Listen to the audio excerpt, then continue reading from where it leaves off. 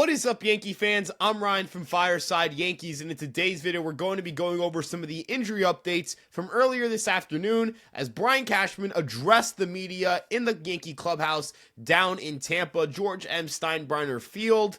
But before we get into everything, make sure you guys like, comment, subscribe, and turn on the notification bell. And if you're going to be in Tampa and at George M. Steinbrenner Field between March 10th and March 18th, Sam and I will be there at the stadium going to games, and if you guys want to stop by and say hi, we'll be there, and we're happy to see people and say hi and, talk ball or whatever it may be. So if you're there, make sure to say hi, and if you're watching this, make sure to subscribe. So with that being said, let's get started talking about Giancarlo Stanton. Now, Giancarlo Stanton's situation has been a very weird and kind of convoluted one, mostly because the Yankees have had to hold some information internally and not let it go public, which is totally fine because part of it is a personal issue. Now, Giancarlo Stanton underwent a second round of PRP injections, according to GM Brian Cashman, and will be returning to the team at some point this weekend. Now, he will not be beginning baseball activities, and the Yankees are unaware as to when they're going to have him back. There was no timeline set. There is still no timeline set. What Brian Cashman did do was delve a little bit further into the timeline of how they identified Giancarlo Stanton's injury. Apparently, the slugger had been dealing with this issue at the end of the 2024 season, including throughout the postseason, before having this issue flare up for him again 3 weeks before the team reported to camp. This then caused the Yankees to have him shut down swinging in baseball activities, and things weren't really progressing the way they wanted it to, so the second round of PRP injections are what they hope could be the catalyst for a recovery. Brian Cashman did mention that surgery is not off the table, but called it a last resort, and that no doctor to this point has recommended surgery for Giancarlo Stanton. The Yankees will look to guys internally like Ben Rice, JC Escara, Everson Pereira, Dominic Smith, and Aaron Judge when he's not playing right field as potential candidates to fill in and rotate at the DH spot as the Yankees try and figure out a way to replace Stanton's big, powerful bat in the middle of that lineup. Where this could become a real problem for the Yankees is against left-handed pitching, where the Yankees struggled mightily last year. Or not mightily, they struggled to slug against lefties. They got on base at a pretty high clip, but this year project to be far worse against left-handed pitchers because they lost one of their best hitters against left-handed batters in Gleyber Torres, and they just lost one of their best overall hitters in Juan Soto to free agency as well. He was excellent against left-handed pitching, so overall, the Yankees are in a little bit of a bind here with how they're going to match up against left-handed pitching. Joel Sherman of the New York Post reported that the Yankees are shopping for right-handed options in the corner outfield or at third base. This seems to signal that they believe that they don't have enough right-handed hitting or enough hitting to get them through a tough left-handed pitcher, which is an observation or conclusion that I would vehemently agree with. So with that being said, let's roll into another right-handed hitter, and that's DJ LeMahieu, who will be out of commission for a bit due to his calf strain. Now, earlier this morning, DJ LeMahieu told the media it was a grade 1 or a grade 2 calf strain and that it would be a couple weeks before he could begin baseball activities. Brian Cashman seconded the notion that DJ LeMahieu would be shut down for a bit, and that he's going to miss time. So I would expect DJ LeMahieu to open the season on the injured list, which he did last year as well when he dealt with a fracture in his foot after fouling a ball off himself in spring training. It is a tough blow for DJ LeMahieu, who is trying to rebound from a tough 2024 season.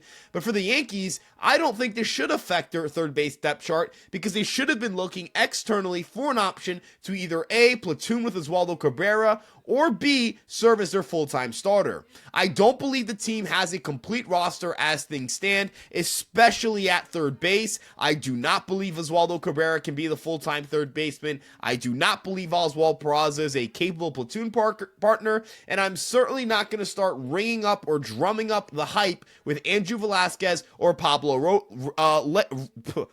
Reyes. That was a mouthful. But with that being said, Oswaldo Cabrera is definitely someone who I expect to get a large share of at-bats, even if they make an addition, because I do expect them to play against right-handed pitching.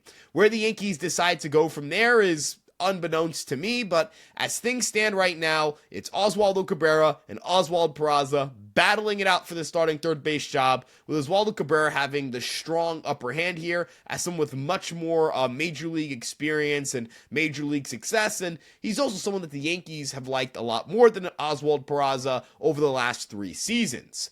The other injury that came up, and the final one we're going to discuss on today's episode, is Luis Gil's strained lat. Now, his high-grade lat strain is going to require a 6-week shutdown from throwing. That was confirmed by Brian Cashman again today, who said that they got the opinions of other doctors, they confirmed it was a high-grade lat strain, and they confirmed the timeline will be a 6-week shutdown.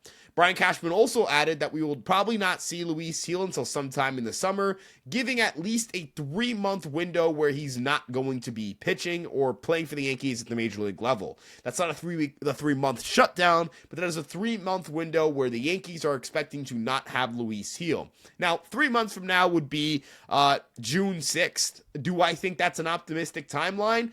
I don't know. I've kind of been on record saying shoulder injuries scare me. Shoulder issues scare me. Shoulder issues will always continue to scare me with pitchers. But if the Yankees did avoid something that will require surgery down the road, that would be ideal, of course. And that if Luis Gil can return at some point in early or mid-June, that the Yankee rotation should be in a good spot. It is interesting to note that while I would expect Marcus Stroman to immediately slot in as the 5th starter, that Michael Kay had talked about how the Yankees do really like Will Warren and do really like Carlos Carrasco. Now, I like Michael Kay, the broadcaster. I respect him as a broadcaster, and I respect him in the media. But whether that ends up resulting in a Marcus Stroman trade or not has yet to be seen. How much do the Yankees like Will Warren and Carlos Carrasco? Is it to the point in which they're willing to still bite the bullet and trade a major league starter and weaken their depth chart? That is something I'm skeptical of. The reason I'm skeptical of it, and I'm not saying that Michael Kay is wrong, simply pointing out that I have my own opinions on how the Yankees may look at this rotation depth chart, is that with JT Brubaker hurt, I'm not sure the Yankees are in a position to trade from their rotation. I do like the idea of Will Warren, the 5th starter, but I also recognize it is a risk and that you're going to either A, upset Marcus Stroman, or B, have to trade him in order to allow that to happen. That gives the Yankees one fewer body in their rotation, and injuries can happen between now and the start of opening day when the Yankees kick off their season and host the Milwaukee Brewers. So I ultimately think that Luis Gil's injury is just going to shuttle Marcus Stroman up the depth chart. I saw some people comment under my video about Will Warren that it is useful to showcase Marcus Stroman, and I would agree. I totally agree that there is usefulness in knowing what Marcus Stroman is at this point in his career. Maybe he is at a point in his career where he can make a career resurgence. Maybe his fastball velocity climbs back up by a mile an hour or a mile and a half an hour, which would make a significant difference in terms of his results on the mound, in my opinion. Or maybe, just maybe, he figures out how to pitch without having, or with having bottom of the barrel fastball velocity.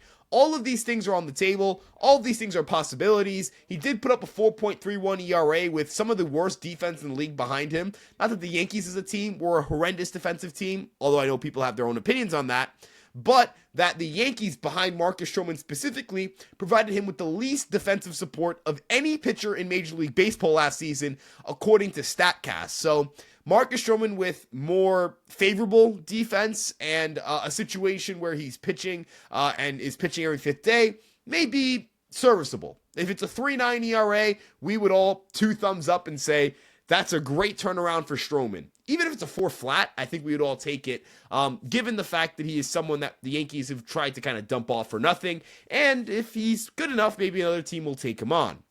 I do think the Yankees will do everything in their power to avoid that 140-inning option from kicking in, unless, of course, he's just flat-out dominant and the team views him as someone who they like going into 2026. With that being said, though, that covers all of the injuries with the Yankees. Again, where do things go from here? Are the Yankees going to go to Ben Rice as their DH? Will they bring in a right-handed bat to either help at DH or play some third base? A lot of things have yet to kind of unfold themselves for the Bronx Bombers entering opening day. It feels like there's still a good bit up in the air when it comes to this roster. And for Brian Cashman, his job cannot be done if this team wants to call themselves a complete roster entering opening opening day. So there are a lot of fun storylines to follow here. We'll keep you guys posted on what's going on right here at Fireside Yankees. You guys can like, comment, subscribe, and turn the notification bell to show support to the page, and check out our other social media platforms on Instagram, TikTok, Twitter, and Facebook, all under the handle at Fireside Yankees, except for Instagram, where it's at fireside.yankees. Links to everything will be in the description.